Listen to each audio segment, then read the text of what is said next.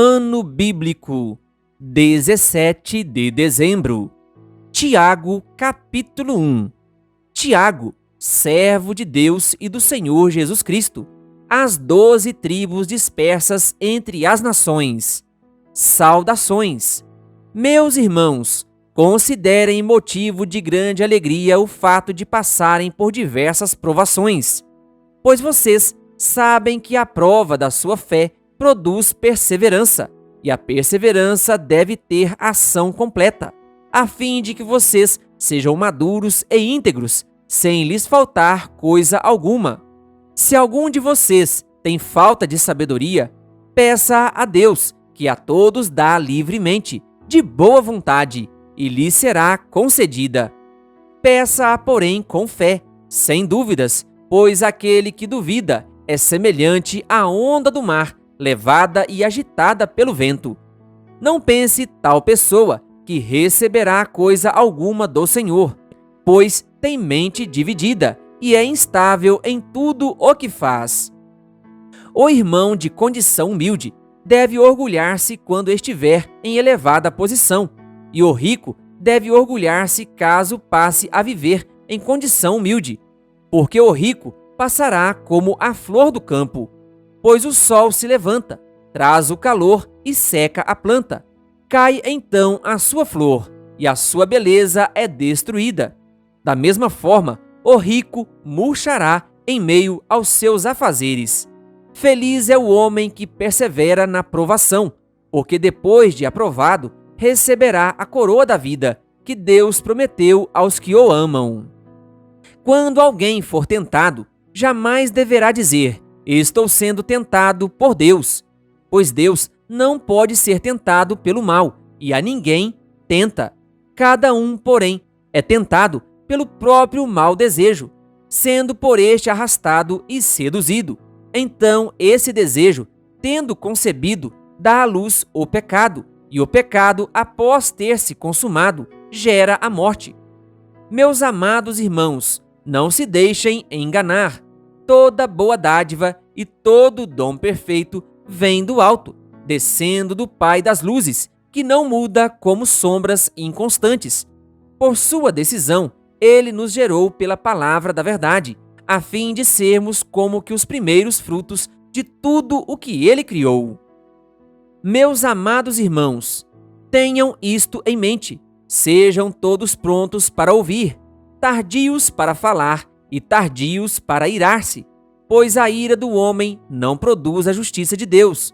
Portanto, livrem-se de toda impureza moral e da maldade que prevalece, e aceitem humildemente a palavra implantada em vocês, a qual é poderosa para salvá-los. Sejam praticantes da palavra, e não apenas ouvintes, enganando-se a si mesmos. Aquele que ouve a palavra, mas não a põe em prática, é semelhante a um homem que olha a sua face no espelho e, depois de olhar para si mesmo, sai e logo esquece a sua aparência. Mas o homem que observa atentamente a lei perfeita, que traz a liberdade, e persevera na prática dessa lei, não esquecendo o que ouviu, mas praticando, será feliz naquilo que fizer. Se alguém se considera religioso, mas não refreia a sua língua, engana-se a si mesmo. Sua religião não tem valor algum. A religião que Deus, o nosso Pai, aceita como pura e imaculada é esta: cuidar dos órfãos e das viúvas em suas dificuldades e não se deixar corromper pelo mundo. Tiago, capítulo 2. Meus irmãos, como crentes em nosso glorioso Senhor Jesus Cristo, não façam diferença entre as pessoas, tratando-as com parcialidade. Suponham que na reunião de vocês entre um homem com anel de ouro e roupas finas, e também entre um pobre com roupas velhas e sujas. Se vocês derem atenção especial ao homem que está vestido com roupas finas e disserem: aqui está um lugar apropriado para o Senhor, mas disserem ao pobre: você, fique em pé ali, ou seja, sente-se no chão, junto ao estrado onde ponho os meus pés. Não estarão fazendo discriminação, fazendo julgamentos com critérios errados? Ouçam, meus amados irmãos, não escolheu Deus os que são pobres aos olhos do mundo para serem ricos em fé e herdarem o reino que ele prometeu aos que o amam? Mas vocês têm desprezado o pobre. Não são os ricos que oprimem vocês? Não são eles os que os arrastam para os tribunais? Não são eles que difamam o bom nome que sobre vocês foi invocado? Se vocês de fato obedecerem à lei do reino, encontrada na Escritura que diz: ame o seu próximo como a si mesmo, estarão agindo corretamente. Mas se tratarem os outros com parcialidade, estarão cometendo pecado e serão condenados pela lei como transgressores. Pois quem obedece a toda a lei, mas tropeça em apenas um ponto, torna-se culpado de quebrá-la inteiramente. Pois aquele que disse, não adulterarás, também disse, não matarás. Se você não comete adultério, mas comete assassinato, torna-se transgressor da lei. Falem e ajam como quem vai ser julgado pela lei da liberdade, porque será exercido juízo sem misericórdia sobre quem não foi misericordioso. A misericórdia triunfa sobre o juízo. De que adianta, meus irmãos, alguém dizer que tem fé se não tem obras? Acaso a fé pode salvá-lo? Se um irmão ou irmã estiver necessitando de roupas e do alimento de cada dia, e um de vocês lhe disser, vá em paz, aqueça-se e alimente-se até satisfazer-se, sem, porém, lhe dar nada, de que adianta isso? Assim também, a fé por si só, se não for acompanhada de obras, está morta. Mas alguém dirá, você tem fé, eu tenho obras. Mostre-me a sua fé sem obras, e eu lhe mostrarei a minha fé pelas obras. Você crê que existe um só Deus? Muito bem, até mesmo os demônios creem e tremem. Insensato! Quer certificar-se de que a fé sem obras é inútil? Não foi Abraão, nosso antepassado, justificado por obras, quando ofereceu seu filho Isaque sobre o altar? Você pode ver que tanto a fé como as obras estavam atuando juntas, e a fé foi aperfeiçoada pelas obras. Cumpriu-se assim a Escritura que diz: Abraão creu em Deus, e isso lhe foi creditado como justiça, e ele foi chamado amigo de Deus. Vejam que uma pessoa é justificada por obras, e não apenas pela fé. Caso semelhante é o de Raabe, a prostituta. Não foi ela justificada pelas obras quando acolheu os espias e os fez sair por outro caminho? Assim como o corpo sem espírito está morto, também a fé sem obras está morta. Tiago, capítulo 3. Meus irmãos, não sejam muitos de vocês mestres, pois vocês sabem que nós, os que ensinamos, seremos julgados com maior rigor. Todos tropeçamos de muitas maneiras. Se alguém não tropeça no falar, tal homem é perfeito, sendo também capaz de dominar todo o seu corpo. Quando colocamos freios na boca dos cavalos, para que eles nos obedeçam, podemos controlar o animal todo. Tomem também como exemplo os navios. Embora sejam tão grandes e impelidos por fortes ventos, são dirigidos por um leme muito pequeno, conforme a vontade do piloto. Semelhantemente, a língua é um pequeno órgão do corpo, mas se vangloria de grandes coisas. Vejam como um grande bosque é incendiado por uma simples fagulha. Assim também, a língua é um fogo, é um mundo de iniquidade, colocada entre os membros do nosso corpo, contamina a pessoa por inteiro, incendeia todo o curso de sua vida, sendo ela mesma incendiada pelo inferno.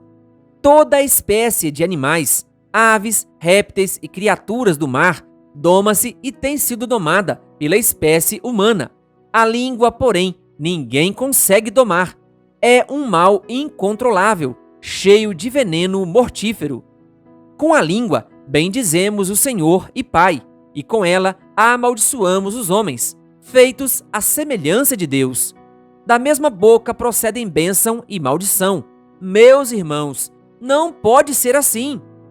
Acaso podem sair água doce e água amarga da mesma fonte?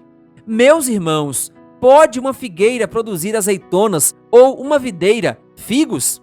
Da mesma forma, uma fonte de água salgada não pode produzir água doce. Quem é sábio e tem entendimento entre vocês? Que o demonstre por seu bom procedimento, mediante obras praticadas com a humildade que provém da sabedoria. Contudo, se vocês abrigam no coração inveja amarga e ambição egoísta, não se gloriem disso, nem seguem a verdade. Esse tipo de sabedoria não vem dos céus, mas é terrena, não é espiritual, mas demoníaca. Pois onde há inveja e ambição egoísta, aí há confusão e toda espécie de males. Mas a sabedoria que vem do alto é antes de tudo pura, depois pacífica, amável, compreensiva, cheia de misericórdia e de bons frutos, imparcial e sincera. O fruto da justiça semeia-se em paz para os pacificadores. Tiago, capítulo 4. De onde vêm as guerras e contendas que há entre vocês? Não vêm das paixões que guerreiam dentro de vocês? Vocês cobiçam coisas e não as têm. Matam e invejam, mas não conseguem obter o que desejam. Vocês vivem a lutar e a fazer guerras. Não têm porque não pedem. Quando pedem, não recebem, pois pedem por motivos errados, para gastar em seus prazeres. Adúlteros! Vocês não sabem que a amizade com o mundo é inimizade com Deus? Quem quer ser amigo do mundo, faz-se inimigo de Deus. Ou vocês acham que é sem razão que a Escritura diz que o Espírito que Ele fez habitar em nós tem fortes ciúmes? Mas Ele nos concede graça maior. Por isso, diz a Escritura: Deus se opõe aos orgulhosos, mas concede graça aos humildes. Portanto, submetam-se a Deus, resistam ao diabo, e ele fugirá de vocês. Aproximem-se de Deus, e ele se aproximará de vocês. Pecadores, limpem as mãos, e vocês que têm a mente dividida, purifiquem o coração. Entristeçam-se, lamentem-se e chorem. Troquem o riso por lamento, e a alegria por tristeza. Humilhem-se diante do Senhor, e Ele os exaltará. Irmãos, não falem mal uns dos outros. Quem fala contra o seu irmão ou julga o seu irmão, fala contra a lei e a julga. Quando você julga a lei, não a está cumprindo, mas está se colocando como juiz. Há apenas um legislador e juiz, aquele que pode salvar e destruir. Mas quem é você para julgar o seu próximo? Ouçam agora, vocês que dizem: hoje ou amanhã iremos para esta ou aquela cidade, passaremos um ano ali, faremos negócios e ganharemos dinheiro. Vocês nem sabem o que lhes acontecerá amanhã. Que é a sua vida? Vocês são como a neblina que aparece por um pouco de tempo e depois se dissipa. Ao invés disso, deveriam dizer: se o Senhor quiser, viveremos e faremos isto ou aquilo. Agora, porém, vocês se vangloriam das suas pretensões. Toda vanglória como essa é maligna. Pensem nisto, pois quem sabe que deve fazer o bem e não o faz, comete pecado. Tiago, capítulo 5. Ouçam agora vocês, ricos, chorem e lamentem-se, tendo em vista a desgraça que lhes sobrevirá. A riqueza de vocês apodreceu, e as traças corroeram as suas roupas. O ouro e a prata de vocês enferrujaram, e a ferrugem deles testemunhará contra vocês, e como fogo lhes devorará a carne.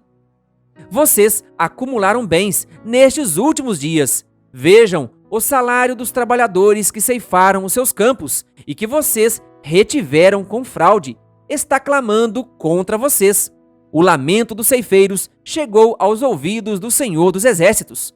Vocês viveram luxuosamente na terra, desfrutando prazeres, e fartaram-se de comida em dia de abate. Vocês têm condenado e matado o justo, sem que ele ofereça resistência. Portanto, irmãos, sejam pacientes até a vinda do Senhor.